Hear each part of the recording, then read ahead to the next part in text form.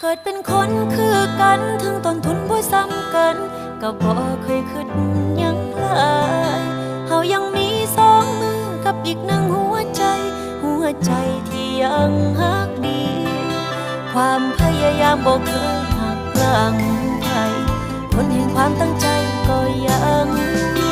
บ่เคยดูถูกเจ้าของว่าเฮาคือซ้ำนี้ขอเป็นดอกหญ้าผู้กล้า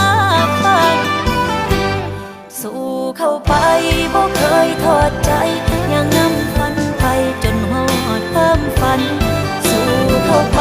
หัวใจบ่ย